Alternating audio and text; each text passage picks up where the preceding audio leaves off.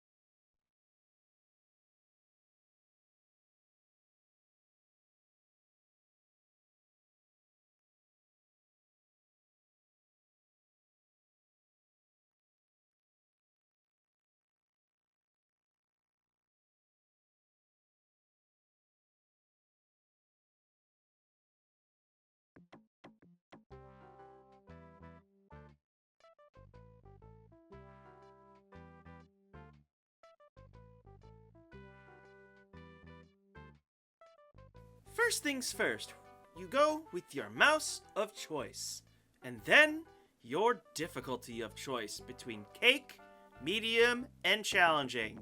And I'm just gonna do this here because we all know the joke. Cake. I mean cake.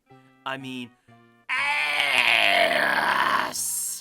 Anywho, Mickey or Minnie will be reading a fantastical little fairy tale, enchanted as ever. But then they start getting sleepy. And once they fall asleep, they fall into the very kingdom of the book they've been reading. Beanwork Kingdom! There have apparently been earthquakes happening a whole bunch lately, and the citizenry have no idea what's going on. But gosh darn it, Mickey and Minnie are gonna do their best to solve the 5 puzzles and figure out where the source of this trouble is coming from. Whoa! This game was a particularly notable one from my childhood because I had gotten it along with a whole batch of Genesis games as hand-me-downs. Because originally I only had like a couple of them to play with. The most notable one being Sonic 3 by itself. But back to this game. So when I did get it, I was primarily playing on the cake difficulty because, you know, I was just a young child. And even then there were a few things I'm like, small me not know how to understand, you know what I mean? So we'll go along with them as we go. I do think they were neat though, because some of these puzzle types are things I would eventually come across, like say, the Ocarina memorization minigame in Ocarina of Time, matching the picture tiles in Banjo-Kazooie, and yada yada yada and so forth. Especially block pushing, you know, because that's a strength thing for Pokemon. Woo! But enough of my little story rambling. How about we go ahead and lay down what the puzzles are and how they differ between difficulties. I usually start things off here with the Royal Library, in which you have to platform around and figure out what to do with the books. What you do is dependent on your difficulty.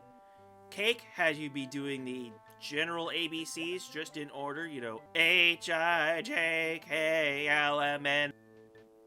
Having a kid kind of helps with doing, you know, those kind of songs and stuff, so So, on the medium difficulty, you're still doing your ABCs, but you have to find the letter that is closest to whatever your selected letter is amongst the pile, and I actually find this one to be the most time-consuming out of all the 3 difficulties. Because challenging difficulty allows you to actually just straight up spell a word. And I'm like, neat. I can just hop between all of the letters and it won't really matter that much. Because in challenging difficulty, you get access to the entire alphabet. Anything challenge difficulty related, I did not record footage for, just as a note. But I did play through it, so I can tell you my experiences with them. So, after you complete whatever you have to do with the books, you will receive a spell book. Keep these items in mind for later. Well, more specifically notable for normal and the medium, normal, and onward. On cake difficulty, we'll get back to that. So, next game! The next game I end up taking on here is Donald's little game here, because what he'll end up doing is he accidentally shrinks your mouse of choice. And we have to play a block pushing minigame, which I referred earlier to as basically strength puzzles from Pokemon. As a little kid, I loved pushing the little potions around and watching as these really detailed sprites of Donald are around, of his hands and his face staring down at you. Anyway, it doesn't really take all that much to actually solve the puzzles. And the main difference in the difficulties is how many of them you do. And you really only get, like, the kind of difficult puzzles on the challenging difficulty, obviously. And challenging has you do the most amount of puzzles as well, so you gotta deal with that, but it's fine. A weird quirk, though, is the music is slow to start when you go in, but once you push your first potion in, the music speeds up, which is interesting, to say the least. That's a weird quirk, but I am okay with it, because I think the music sounds neat sped up a bit like this. Anyway, for our reward, we end up getting these spectacles, so once again, tuck it away for later. We will be dealing with those later. Next up here, we have Princess Daisy. And we have ourselves our picture matching game I was referring to earlier. Match 2 paintings to be able to get the dust to stay off. Otherwise, they magically redust themselves. And now that I'm thinking about it, I didn't, play this until a bit later, but yeah. We also have the picture matching game in Mario 3 as a thing that I can reference. Woo! For using previous footage. Anywho, once again, the difficulty changes. There are more paintings. Medium has every single picture of all the cast. And then challenging, you get 2 of each to do. So, that's fun to figure out. Once you've dusted all of those paintings, Daisy will end up giving you a gold bar. A rather, profitable venture, but unfortunately there is no money for us to be handling here in the Beanwick Kingdom, so off to solve more troubles. Over here by the drawbridge, we have Huey, Dewey, and Lewis. Over here with trying to fix the drawbridge. This is a memorization game. A memorization game that sounds like farting. Is this where I get to reuse Donkey Kong 64 footage where, burping and farting? Am I childish? Probably. Once again, difficulty-wise, it's how many of these you have to memorize, with challenging going as far as you have to memorize a sequence of 10. But if you're good about it, you can just write down which pumps are going down, and then, unless you mess up via muscle memory, it shouldn't be too hard to solve this puzzle. And for your reward, you end up getting a glass slipper. Now, how did this get down here? Was Daisy chastising these 3? The world may never know. By either solving the drawbridge puzzle or by going down to the very corner over here and pulling out an inner tube out of nowhere, you can now finally go to the left of the screen as we have this particular well and one more puzzle game. Hello, Goofy. Are you ready to throw logic puzzles at me? Oh boy. So how it goes is, I'm going to start with cake difficulty here. So you have these 3 symbols, and you need to match whatever symbols Goofy has in the toolbox. And as you're mashing down symbols, you hit the OK, and it will give you a result. Red symbols means you have the right symbol, but it's in the wrong in the wrong place. if you have a green symbol, also noted by a green symbol on the playfield itself, you have the piece in the right place. Take note of the green Mickey symbols for later because that is going to matter for your difficulty selection. No matter what, you're going to be doing 3 puzzles each. But on Cake, you have 3, and then 4, and then 5 pieces, all telling you if you've got something in the right place in the main field of play. But starting on medium difficulty, after you solve the first 5 piece, you will go back to the 3 piece, but the game will no longer let you know which piece is in the right place. All you have to go by is the green symbol, so you actually have to start thinking. And you don't actually have to put down a symbol in a blank spot. And you can use that to your advantage to fish out where things are. That's a thing I figured out. So by using the red and green symbols together, you can actually logically figure out where things are supposed to go. And at first, this puzzle was frustrating me to no end.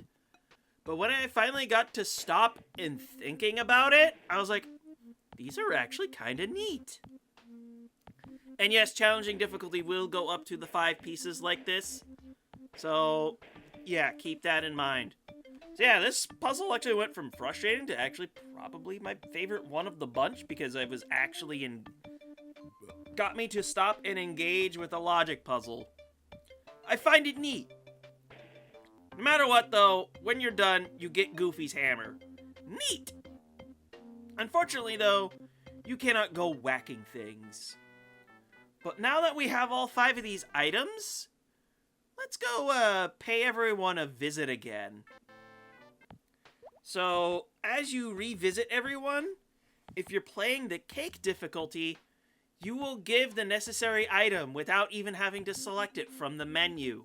In the other 2 difficulties, you have to piece out who gets what, but it's the same thing, goes to the same people every single time. So, if you start on Cake difficulty, you will already know who to give what. And as a reward for giving the correct item, you will receive a magic bean. Once you have all 5 of the magic beans, you will head on over to the well, and your mouse of choice will go, "Consarn it, I did all this work, and all I got were these stupid magic beans. Screw these beans. I'm throwing them in the well." Funny thing about that, Mickey and Minnie, you get a beanstalk, of which you can jump right up into the clouds. Now, as a note, you can leave this area by going left, back to the beanstalk, and you will be on the ground, and you'll have to jump all the way back up again. Whoopee! And now, what could be the final boss of a puzzle game such as this? Well, up in the clouds, we find a sleeping giant whose snoring has been the cause of all the earthquakes that the citizenry of Beanwick have been dealing with. And how do we wake up such a sleeping beauty? Yes, I called him a beauty, don't question it. We pull a magic wand out of our ass, and we get a sliding block puzzle of a 3x3, 4x4, and 6x6 variety. And for this one, I did take a picture to show it was real. So, you have to solve a sliding block puzzle as your final boss. Whee! It was because of this game that I hated sliding block puzzles for a long time. Now that I kind of, bashed my head against this for a little while, I have a slightly better appreciation of how to solve these. I still think the 6x6 one is kind of ridiculous, but it's not like the worst thing in the world. So, you solve the puzzle, and you get an alarm clock. How else were you going to wake up this sleeping giant? So he's going to ask you if you woke him up. You say yes to beat the game. If you say no, you have to do the puzzle all over again. Luckily, the cursor defaults to yes, so you don't have to make this mistake unless you choose to. Anyway, the giant is thankful that you've woken him up, and it's because of that alarm clock. Mickey and Minnie's alarm clock in real life starts to ring and wakes them up. And they're like, that was a cool story. How did it end? So we open the book, and it's like, and the mouse and the giant got along. The end. And they're all like, what? And that's the game. And then the game will just stay on this credits roll until you push a button. So I'm gonna just let it play out for, I have no idea how long it's going to be because I'm actually not looking at the screen as I'm recording this chunk of dialogue, but there was one notable name I saw in there, Matt Bozon. I believe he's a Way Forward employee. I don't have the memory of what he was notable for at the present, in my present time of brain. I hate when this happens. But I'm gonna let PostMe solve that one. But that was guiding you through my childhood experience of this children's game. I hope you enjoyed me pulling another Disney game out of my ass. I primarily use this game to be able to do this new VHS setup I have, where I have the previous VHS I was using back in my main bedroom, connected to a CRT, and then recording the tapes out here on a second VHS in my office. So that's neat, I guess. I wanted to use this as a test for that. But don't you worry, we'll be going back to Super Metroid next time. Or if you're watching these via playlist order, it will be going to Super Metroid, but if you're playing Super Metroid by itself, you would have had no idea this would have happened. Hooray! Anyway, thank you so much for watching. I've been Nick, and thank you so much for watching this VHS Plays video. See you guys next time.